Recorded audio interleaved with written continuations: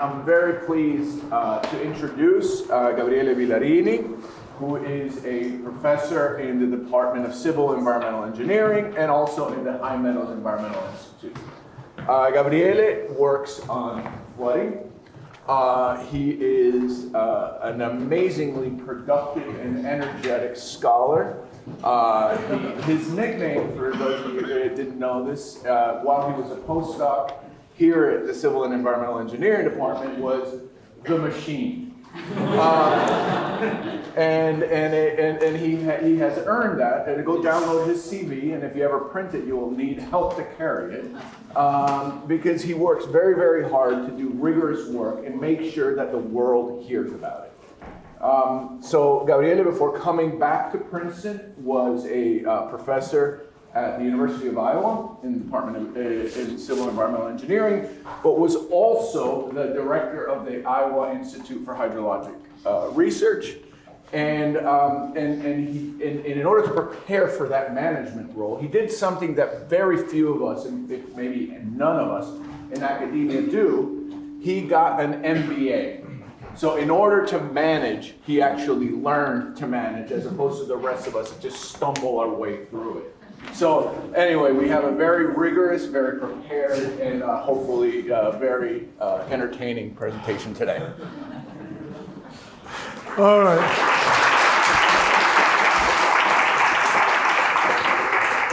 You can tell who your friends are from the way they introduce you. So that's the way it goes.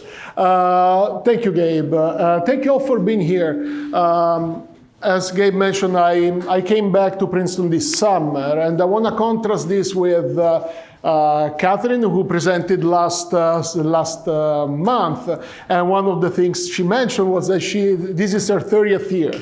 And so maybe in 30 years from now, I'll be here again, and I'll be able to say that this is my 30th year here in Princeton. So time will tell how things will develop, but it's a pleasure to be here. It's been lovely to be back, and everybody has been fantastic.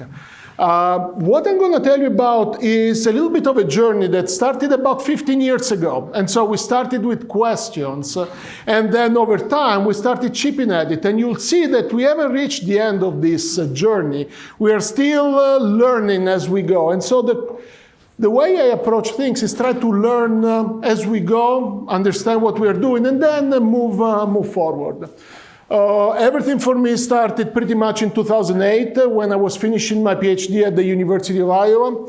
We had a major flood event. This is the Maxwell Stanley Hydraulics Laboratory, where I was housed as a student, and afterwards I became the director of that research center after coming back. You can see here in 2008, a major flood. We had to be evacuated pretty much overnight. Big distraction across the University of Iowa campus, and you'll see later on I'll come back to this event. So just keep that in mind. But it's that event that really got me interested in doing what I'm doing, which is try to understand how we got to where we are. How was it possible that an event of that magnitude happened? What were the drivers? And also try to understand, could have we predicted it? And if so, at what time scale? Could do monthly, seasonally, yearly, decadally. What's the skill that we have in predicting these extremes? And also, what does it mean moving forward? Was it just a glimpse into a new norm, or was it just a complete outlier? So those have been the kind of research questions that we have been exploring in the group. And before, I would be remiss if I don't acknowledge all of the amazing folks I have had the pleasure to work with.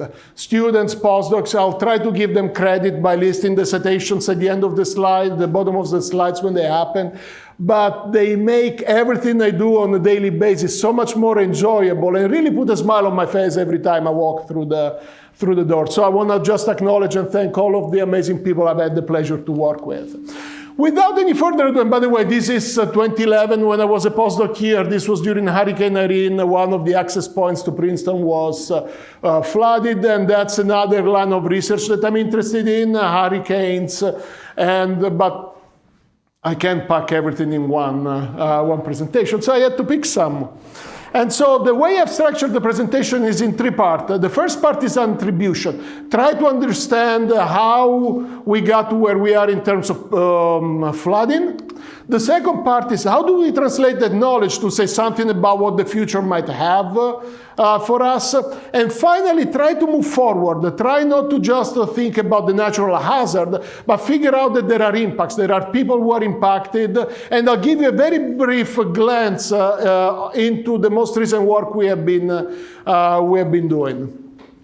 So let me take you, and for some of you who are hydrologists, some of this might seem basic, but let me take you through this, through what we usually do. So if you think about it, when we try to come up with design values for flood frequency analysis, we take, say, the annual maxima. So for every year, we look at the largest peak flow value. We do some detection studies. We try to say, okay, do we see trends? Do we see step changes or change points? And if not, we assume this idea of stationarity. It's a concept that will manifest itself throughout the presentation and one of the foundational pieces of what we're doing. But the idea is that the past will manifest itself into the future. And so in a case like this, we say, we don't have any evidence of the contrary, and so we're just going to assume that the future will be the same as the past. But then the question becomes, in a world where climate is changing, even land use and cover changes are taking a role, are we sure that we're going to be on that stationary trajectory, or could we envision a reality where we're going to be on different paths? And how do we decide this? Because you can't just extend the trend line from the past into the future if you don't understand what caused it, okay? And if you look at the literature and you look at what guidelines exist on how to incorporate, say, climate change in the design of future infrastructure, you find out that there are countries in the world where they have some guidelines. And we can sit down and argue, is this the right approach? Is it better than another one? Should we do something different? And this is just an excerpt from a multi-page table where we summarize this information. But the reality is that at least there are some guidelines, and we can react to them. When you look at the US, there is no guideline. And this is Bulletin 17C, which represents the cornerstone for all federal projects. And you can see that in the disclaimer of what, after they updated it after 30 years from Bulletin 17B, they say that time invariance, this idea of stationarity, is embedded in everything that they have done. And if you think that things are changing, well, incorporate some time dependence into that, or come up with alternative methods. But there is no roadmap that says this is how you're going to do it. And so this leaves a vacuum, because at the end of the day, we are designing for the future. We're not designing for the past. And if what we experienced before is no longer representative of the lifetime of a structure that might be, say, 50 to 100 years, what do we do? And so we're trying to fill this gap. We're trying to provide one of an n possible number of ways on how we incorporate change in the design of future infrastructure. And the approach that we're following diverges a little bit from standard methods. And what we do is, as I mentioned, in standard approaches, you have your annual maximum record, you feed it with either a log Pearson type 3 or your distribution of choice, depending on where you are and what you're doing. But you treat all of this event, all of these annual maxima, as coming from the same process. You don't distinguish the flood generating mechanism. You treat them as numbers. But the reality is that there are tags associated with these numbers. There are events that differ from others. You could have in this case, winter and spring events. So if you are out west, you could have atmospheric rivers, and you could have snow melt events that you are effectively neglecting the fact that they are two different phenomenological events because you don't have a tag. You don't know what these events are coming from. And so the approach that we have been pursuing is one where we look at seasons as our proxy for the analysis. And again, we can decide whether seasons are the right proxies, or if they are too coarse, or if there is something better, by all means. But at least we are trying to bring, and this is why the title of my presentation is bringing the physics back into the flood frequency analysis. We're not treating them as coming from the same population, but we recognize that there are different mechanisms that are driving them. And so in this case, instead of working on annual maxima, we work with seasonal maxima. Again, we can discuss whether the seasons are the right units, but we had to make a decision at some point. And so here you can see that in this case, for instance, winter and spring are the dominant seasons. This is one of these 3,885 sites across the US with certain requirements in terms of record length, completeness, period of record, and these are the locations that I'm going to be focusing on. And I'm going to use one station as an example, and then I'll generalize it to the other locations. And so, as I mentioned, we are going to work on a seasonal maxima. And so this is our response variable, what we are trying to model, okay? And here you have, for the fall, the largest daily value within each fall seasons. And what we do is we try to describe them as a function of simple predictors.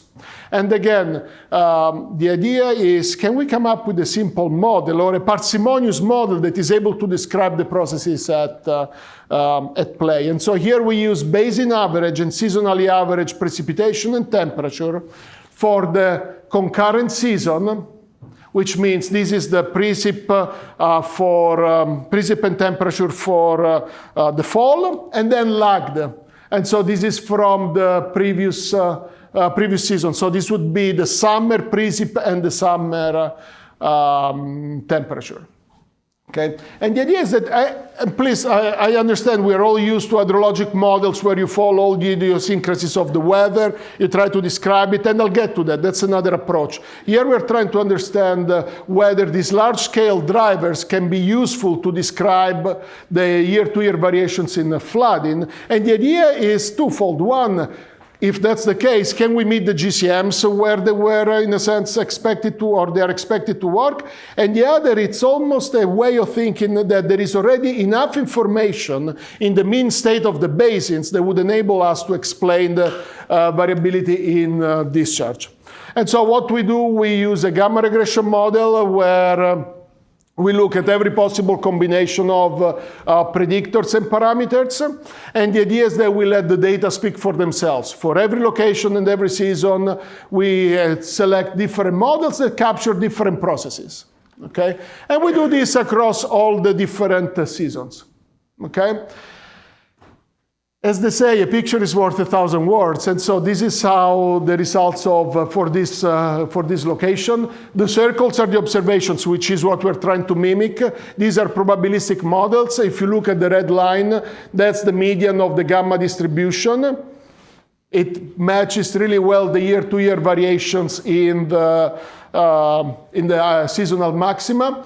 And so then the question becomes, how do we take this 4 gamma distribution and mix them? Because at the end of the day, we need the annual maxima. And so the way we do it is we recognize that if you take a cross-section for a given year, what you end up having is a gamma distributions whose parameters depend on precipitation and temperature for that year. So the way we do it is through simulations. So these are the 4 different distributions.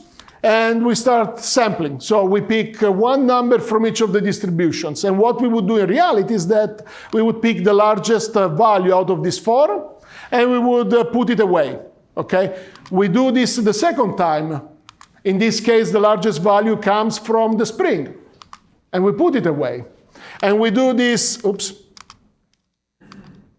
and we do this 100,000 times so that then we have derived distribution from these 4 mixtures. And the nice thing is that if in the future there are changes in the seasonality of flooding or the predictors, it's already embedded into here because we are not saying a certain percentage comes from winter, we don't prefix it.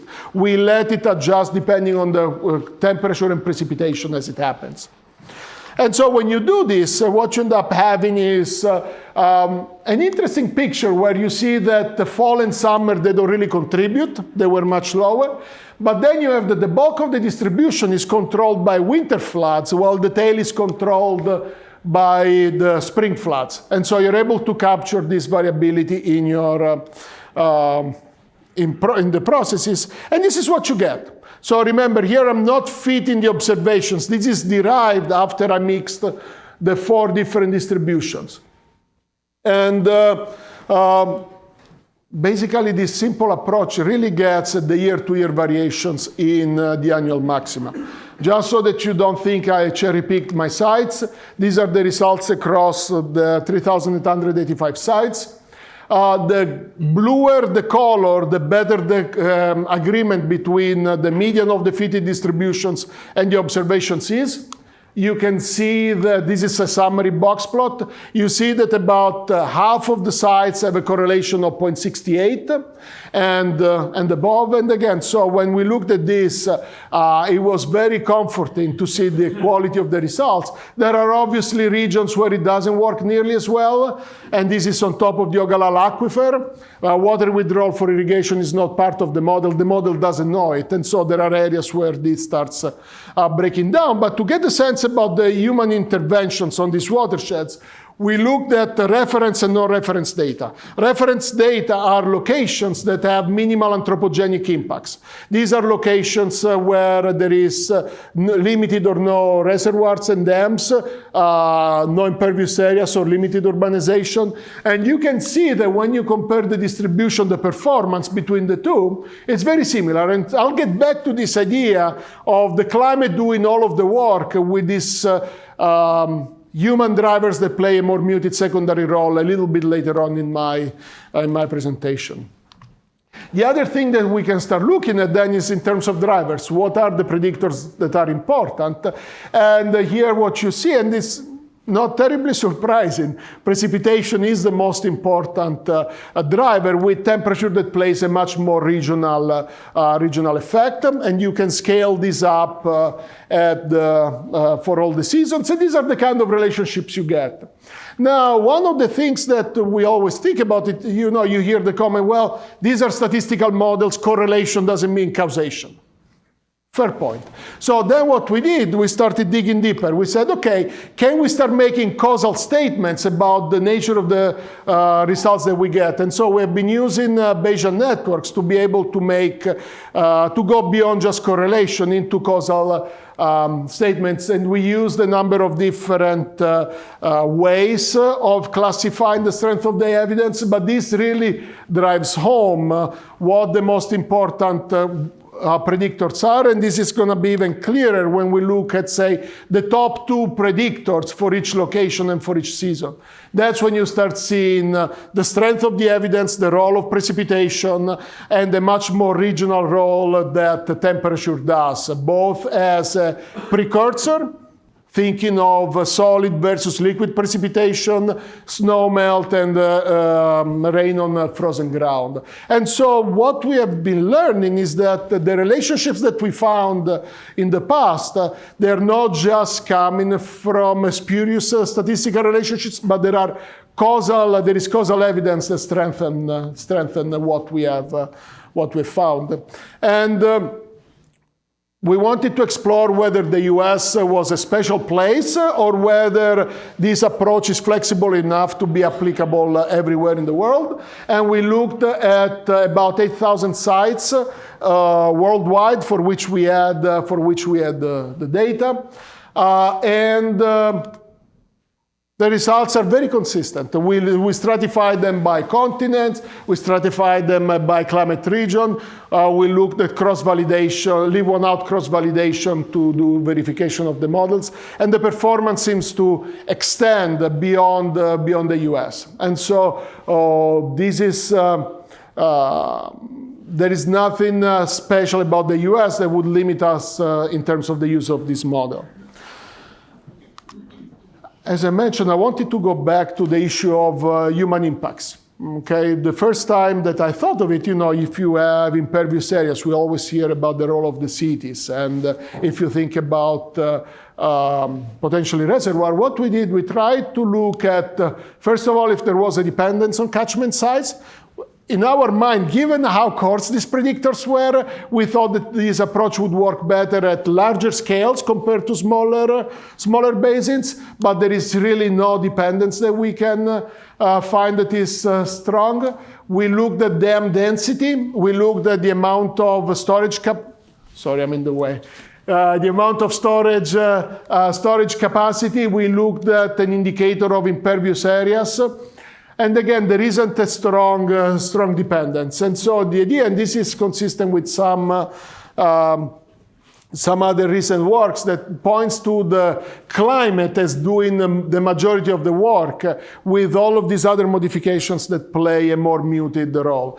And we found the same, for instance, in a hyper-urbanized watershed in Beijing. We looked at special cases and we found similar results. I want to clarify that this one, if you're looking at medium flow, low flows, this starts breaking down. So the role of the human modifications becomes much more important. So this is when you're looking on the high end, the storm flow, that's where it's important. As we move closer to lower flows, you need to make adjustments. And I'm happy to chat more about this. So the other thing that this method enables us to do is to address some of the questions that have been left, I would say, a little open for instance, in the IPCC, where it says that we have low confidence in the trends in the past decades. And if you look at the number of sites for which we have strong evidence, it's very limited. Flood is messy, it's hard, it's an integrator of a number of processes. And so what we have done, and this is some work that we finished yesterday, it's with Gabe Wencheng and his group. We haven't even had the chance to share them with them. So this is the first time for you to see it, is that we can use their climate model simulations and start asking questions about the role of global warming, greenhouse gases, aerosols, and low frequency warming on flooding. And so if there was no impact, then you would see these colors to be closer, much more lighter. If there is a bigger signal, you would see a bigger variability. And we can move throughout time. So earlier on, these are for 30-year periods that we looked across time. This is towards the end of the 20th, towards the beginning of the 20th century. As we march along, and this is stratified by continents, and the red and blue represents the number of sites for which we detect statistically significant differences between the world as it happened and the world without global warming.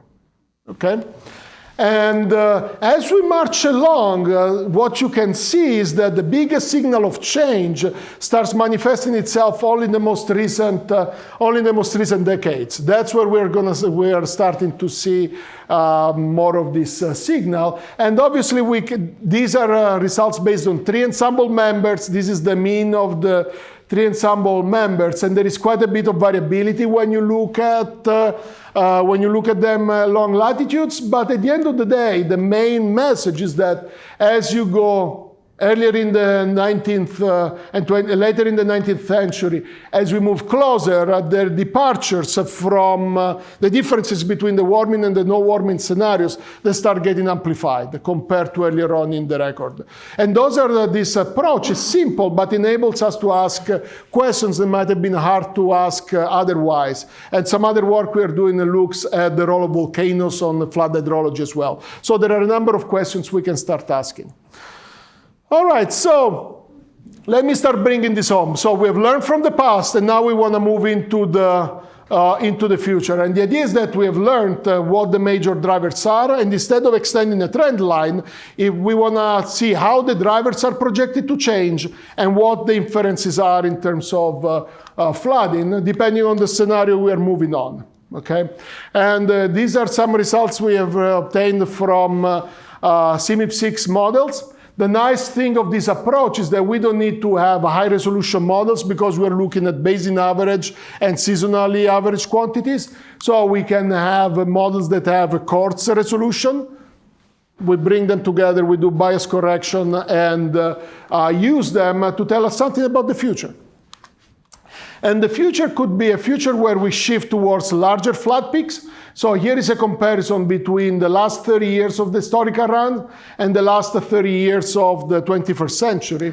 And here is the distribution of the annual maxima and how it shifts, the median of the distribution, how it shifts between the historical and the future. It can shift towards larger values. It can shift towards lower values.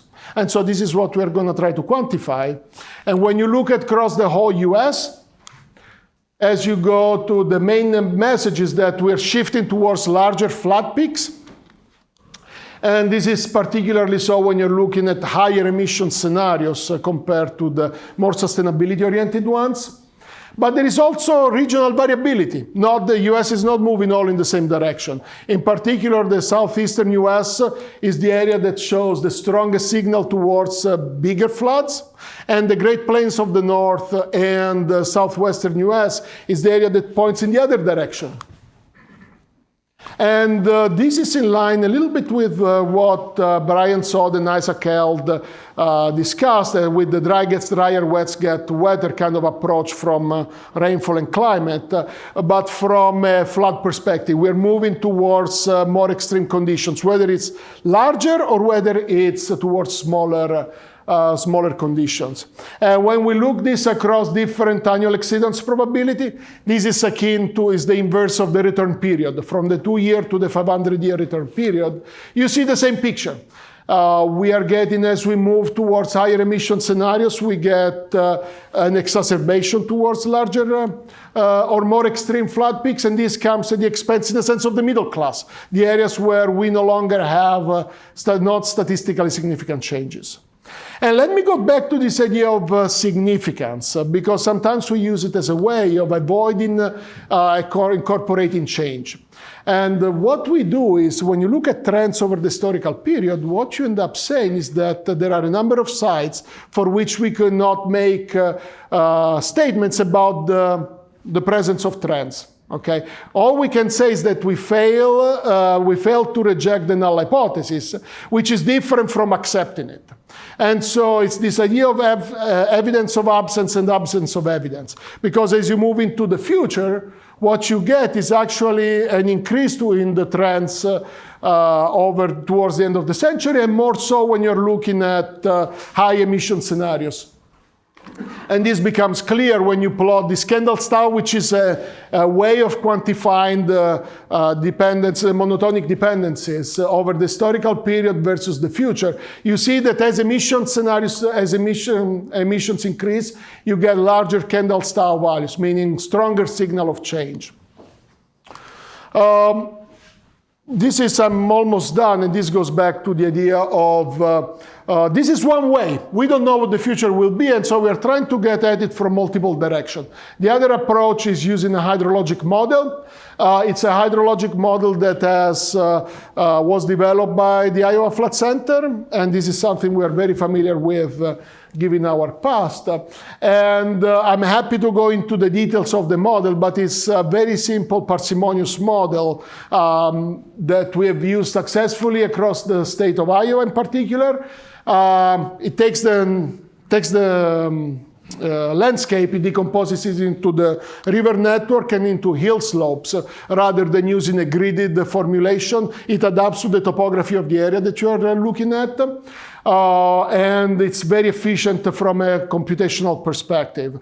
You can solve over 2 million ordinary differential equations really quickly. It takes advantage of the river structure and the directionality of flow. What we have done, and this is work that Alexander Michalek in our group has led, is extending this at the global, across the whole conus.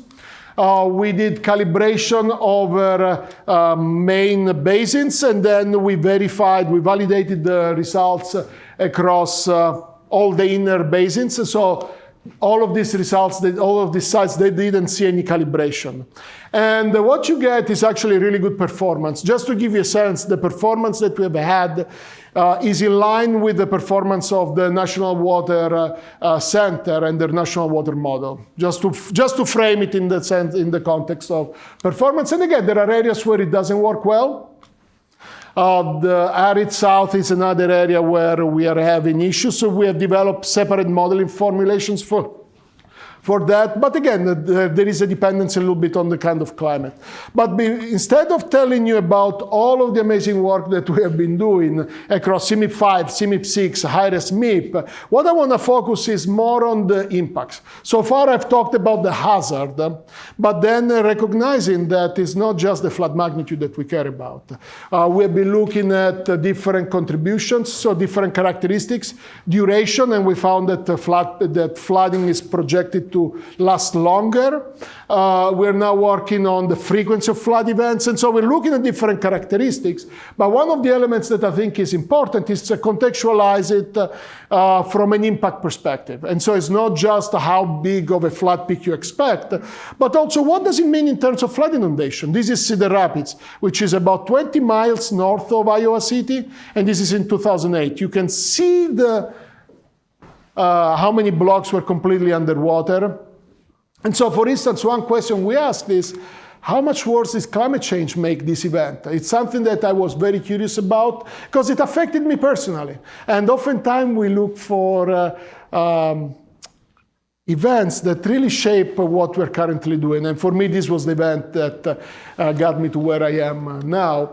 And you can see that it would have been a big flood regardless of climate change. This would be the flood inundation map in green, but climate change made it that much bigger. And when I show these results to folks in Iowa, they say, oh, you know, my aunt lived there and she had to be evacuated. And so people can relate this because this is really refined granular information that they can use.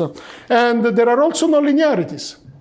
The rainfall was about 10% larger, but if you go down the impact scale, what you end up having is that structural and content damage was 6 to 7 times larger because of the greenhouse gases. And so, I'll skip this, but so what we're doing now is we're moving towards translating that information from flooding towards flood inundation mapping.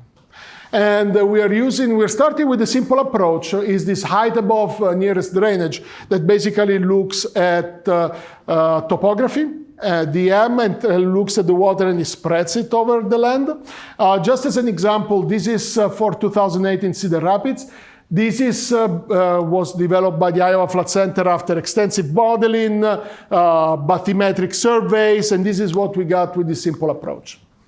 Okay, so there is room, and again, we just started on this. There are many things we need to check, but to me, moving in that direction is what excites me, because then you can intersect it with demographics. You can start seeing who is going to be most impacted, what segments of the populations, what kind of means are available in terms of flood insurance or other assistance from the state or the federal government. And this is just an example for the 100-year flood event under historic conditions in red, and under future scenarios, whether it's the more sustainability-oriented one in blue versus the higher emission scenarios. And so with this, just some of the key points. What we've done is we have developed a process-driven statistical model that enabled us to describe the year-to-year variations in flood peaks across the US, but more broadly at the world scale. And we were able to find a causal link for what we found. Floods are projected to become more extreme one way or another. And even though we don't detect trends in the historical record, we can't use that as evidence for saying that there will be no trends moving forward. And obviously this is intuitive, but oftentimes it's an element that is neglected. And finally, moving more away from the hazard, more into the flood risk assessment. And so with this, I'll stop and I'll be happy to take questions. Thank you.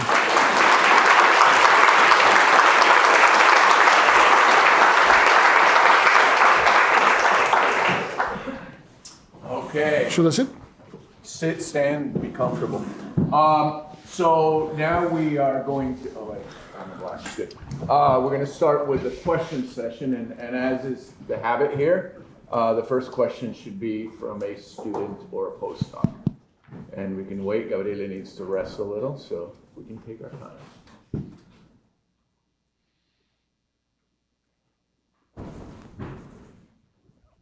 You got rescued. No. Yes, So I have a question about seasonality. Wait for the mic because we have people in Zoom land. Hi, nice talk. So I have a question about the seasonality in your regression model. Yeah. So with climate change, the seasons are going to change in some parts of the world. And I mean, it's not just the like summer, spring, these kind of 4 seasons. If you think about different weather systems, like the hurricane season can be longer. So yeah, just wondering how that is taken into account. Yeah, so there are a couple of things. So as I mentioned, this is the first, there are different ways in which I can answer the question. So I'll try to decouple it. One is using the 3 seasons. It was just a way of simplifying our work. It's a trade-off between how big of a sample you have to work with and how many models you want to, how many processes you want to characterize, you want to capture.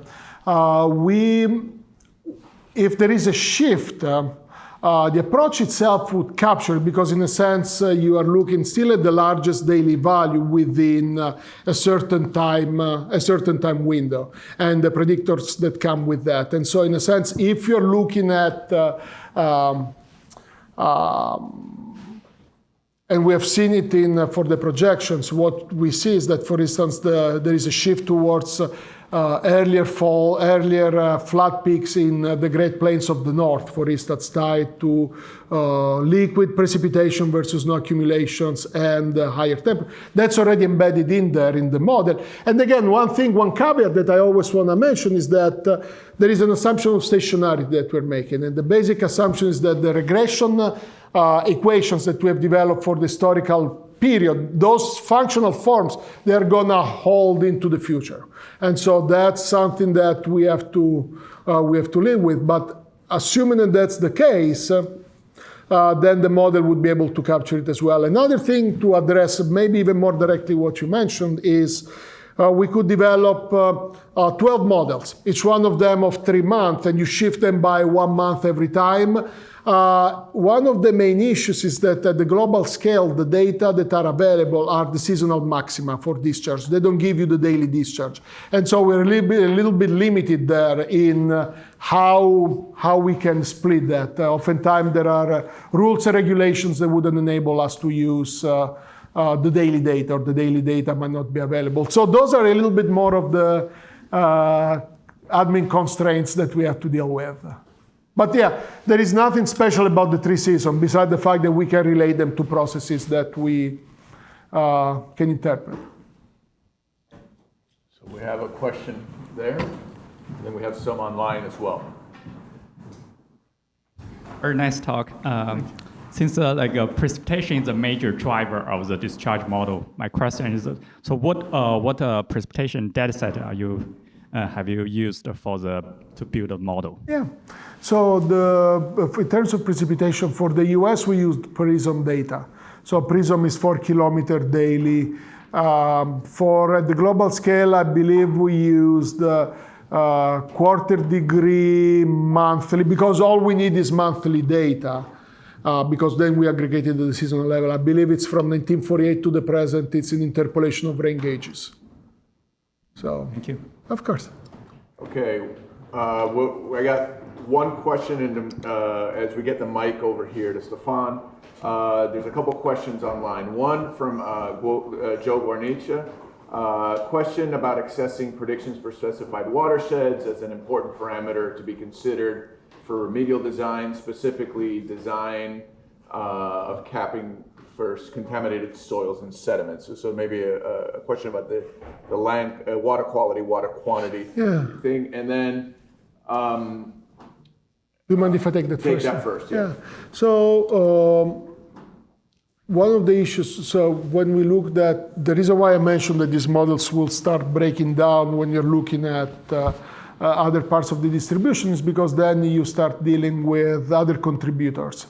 So for instance, in the agricultural Midwest, the way we have cultivated the land and we modified tile drainage and everything that goes with that is going to play a role in modeling base flow or low flows. And so the water quality component, when we looked at base flow as a proxy for nitrate concentrations, for instance, that's where this model would start breaking down. But there is nothing.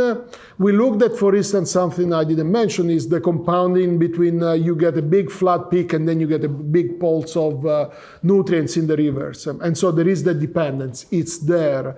It's just from a modeling perspective. The water quality is something that is exciting to incorporate, but I think it's probably the next step, and I would probably think of that through the lenses of the hydrologic model, probably more so than just the statistical model. So Stefan had a question.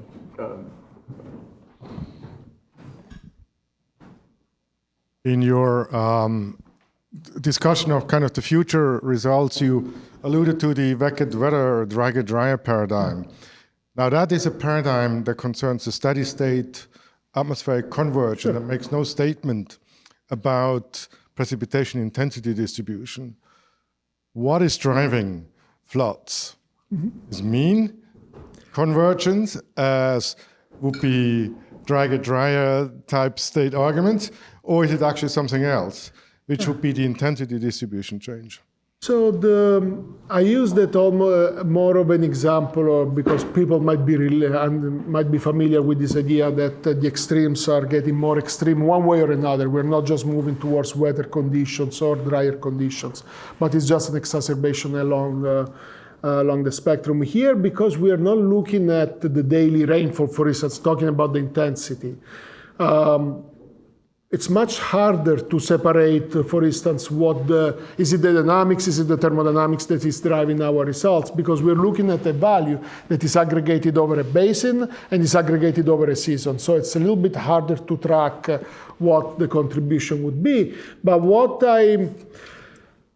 what we have seen, and again, one of the issues with flooding, and you alluded to, is that it's a different, it's an integrator of a number of different processes. And so what we found was that it's not just one single driver. So for instance, when you're looking at the Great Plains of the North, that's when we start seeing more floods in the winter compared to a seasonality that is skewed towards the spring, and that's given by warmer temperature, liquid precipitation, less snow available for melting.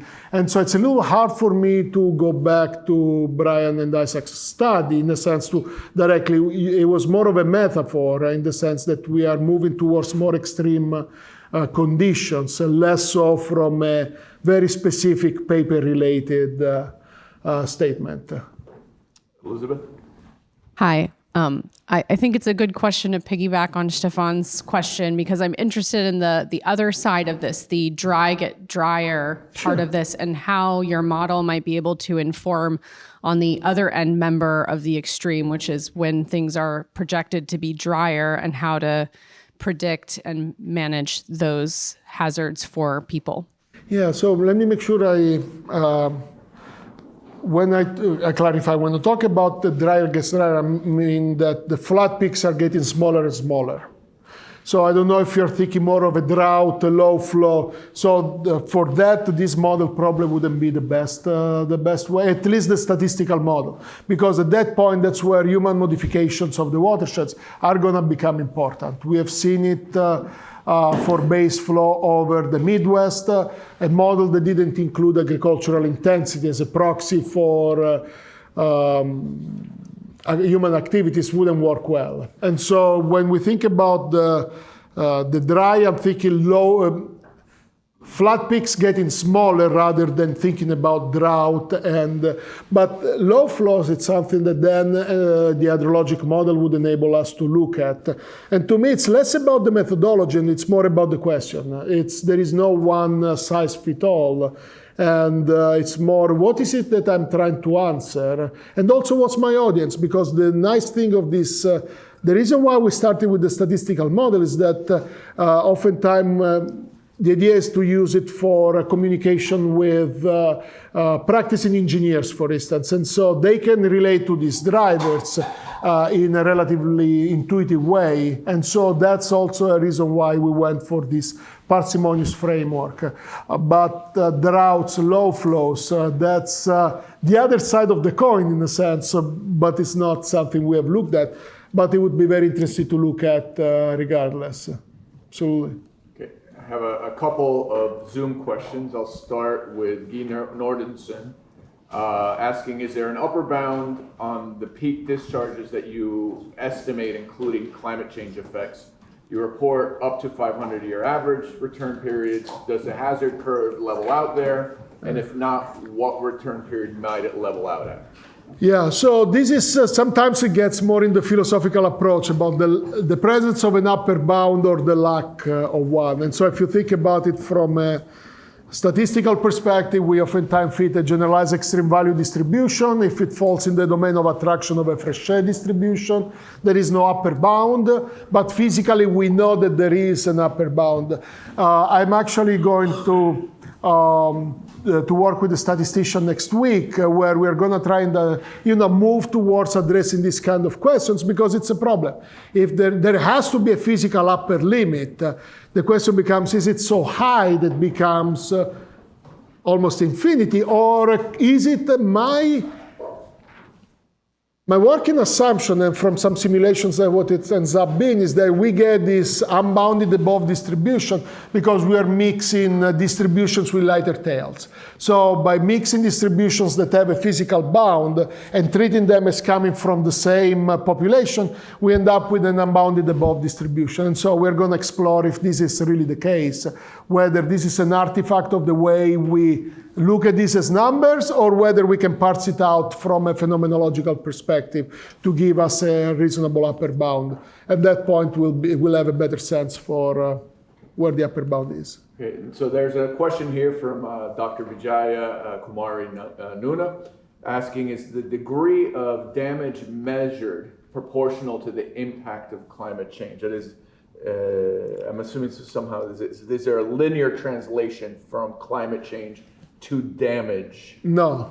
So these are highly non-linear systems. And so what's going to happen is that the small this is why I showed the table with, when you start a rainfall and you have a 10% change in the rainfall because of climate change, and you go down to the impacts, it's 30% change in flood peaks that then manifests itself into, say, a 6-7-fold increase in flood impacts. So no, there is no direct relationship. We can't use changes in precipitation as a proxy for changes in flood peaks, because there are other processes that play a role. So we can't just assume that a 10% change in rainfall means a 10% change in flooding.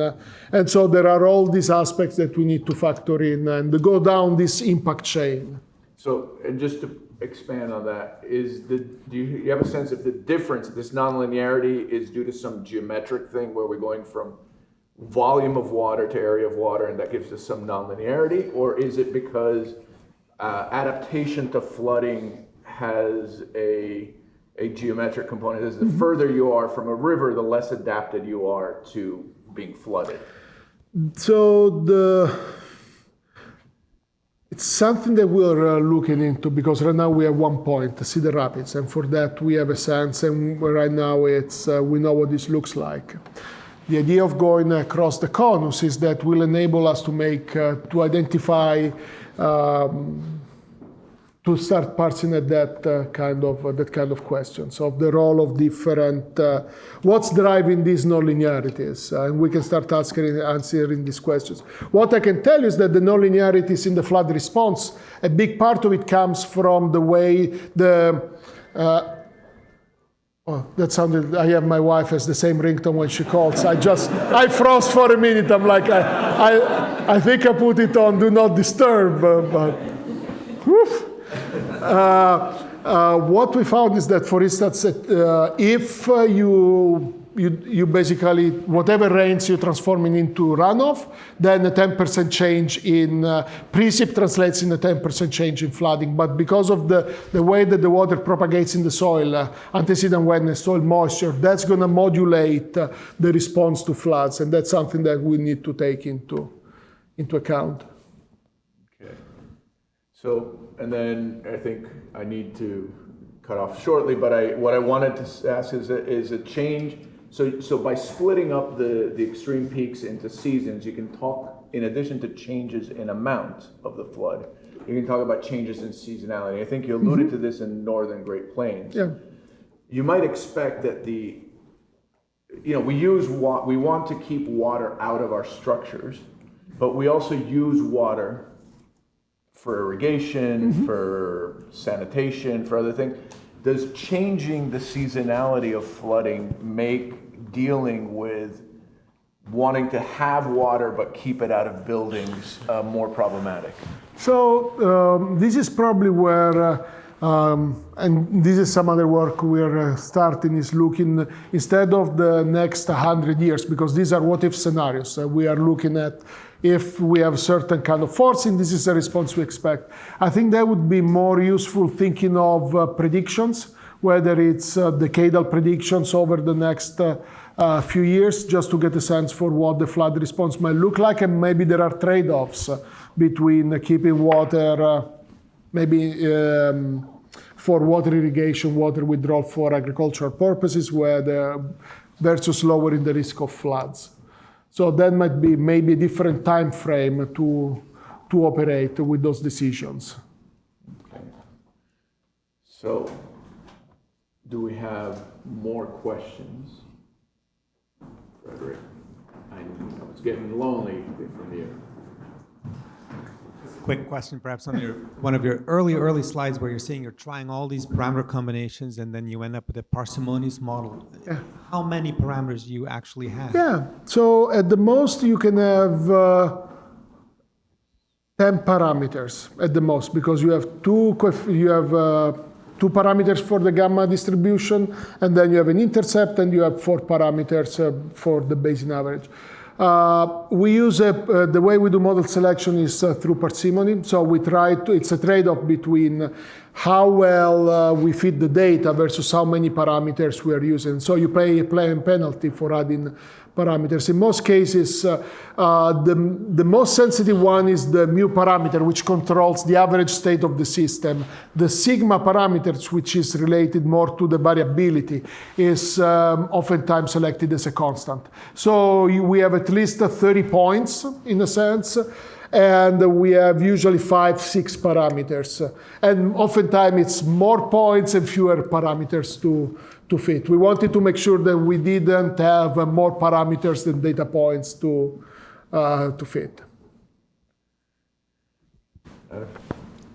Right behind you. Hi. Thank you for the talk. I'm thinking about the relationship between the statistical model you introduced and flooding, because the statistical model was for annual max daily discharge or something like that. Yeah. You don't have a flood every year. So you talked about the important variables for that quantity for the annual max discharge, and it's not just precipitation, it's also the phase of the precipitation and temperature and other things.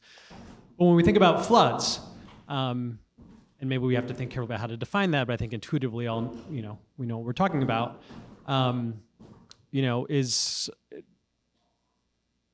one would guess that precipitation is by far the dominant driver there, and one has to worry less about, say, the phase of precipitation or how much snow accumulated, if we're talking about a flood. So I just wonder if you can comment on that. So 2 things. One is right now we are looking at, we call floods an annual maximum. And fair enough, you can have years that are pretty dry. And so, but at the end of the day, from a flood frequency perspective, that's the way we would approach it. You get a block maxima, and every year, every block is a year, and you get your value, and that's how you do your flood frequency analysis.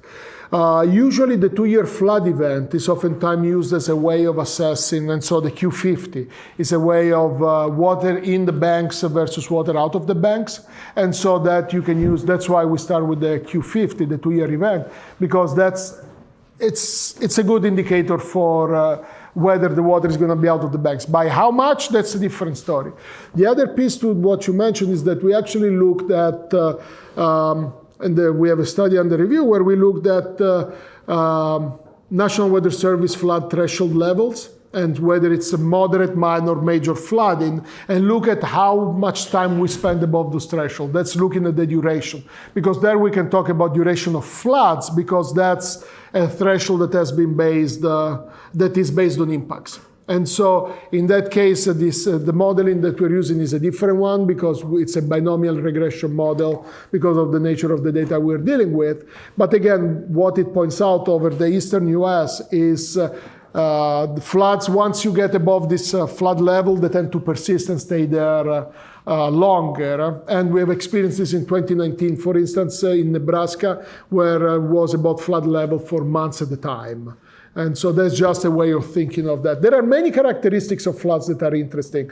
The frequency of flood events, how many floods we get on a yearly basis. That's the other element that we are now looking at, trying to get a comprehensive picture. That's why we learn as we go. We keep on asking questions, refine what we're doing, and go from there. Thank you. All right, folks. Well, thank you, and join me in thanking Gabriele one more time.